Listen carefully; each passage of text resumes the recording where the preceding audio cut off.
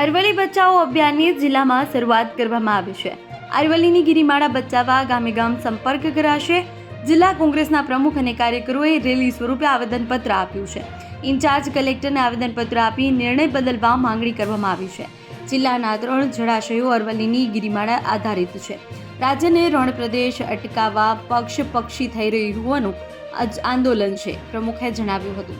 સાથે જ ખેડૂતો, પ્રકૃતિ પ્રેમીઓ અને સંતોને સાથે રાખી આંદોલન થશે તેવું પ્રમુખે જણાવ્યું હતું। આવા જ સમાચારોથી અપડેટ રહેવા માટે જોડાયેલા રહો ટીવી 17 ગુજરાતી સાથે।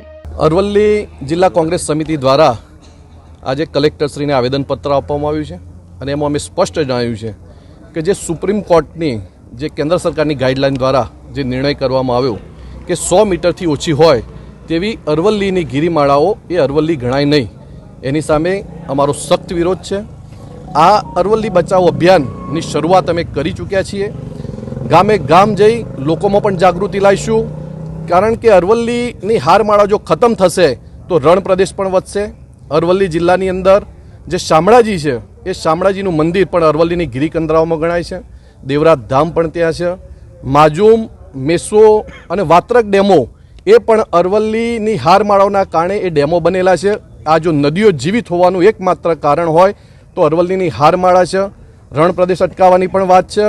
આદિવાસી સમાજ એ પણ મોટે ભાગે આ અરવલ્લી જિલ્લાની જે અરવલ્લીની હારમાળાઓ છે ત્યાં પોતાનું પશુપાલન પણ કરે છે અને અરવલ્લી જિલ્લાની અંદર મુખ્ય વ્યવસાય ખેતી અને પશુપાલનનો હોય ત્યારે જો અરવલ્લી નહીં બચે તો ખેતી અને પશુપાલનનો વ્યવસાય પણ બંધ થશે, કારણ કે અરવલ્લીમાં કોઈ મોટો ઉદ્યોગ પણ નથી। એટલે આજે અમે સ્પષ્ટ ચેતવણી આપીએ છીએ કે અરવલ્લી બચાવ માટે અમે પ્રકૃતિ પ્રેમીઓનો પણ સંપર્ક કર્યો છે। પક્ષાપક્ષીથી દૂર રહી અને આ અરવલ્લી અભિયાન જે ચલાવ્યું છે એની અંદર અમે ખેડૂતોને પણ જોડવાના છીએ। આદિવાસી સમાજ અને બીજા બધા ઘણા બધા સમાજ, સાધુ સંતોએ પણ અમને ટેકો આપ્યો છે, ત્યારે અમે બધા સાથે મળી આગામી દિવસોમાં આ અરવલ્લી બચાવની ઝુંબેશ પૂરજોશમાં કરીશું અને નિર્ણય જો સુધી નહીં ખેંચાય ત્યાં સુધી અમે તમામ પ્રયત્નો હાથ ધરી અને આ આંદોલનો ચલાવીશું।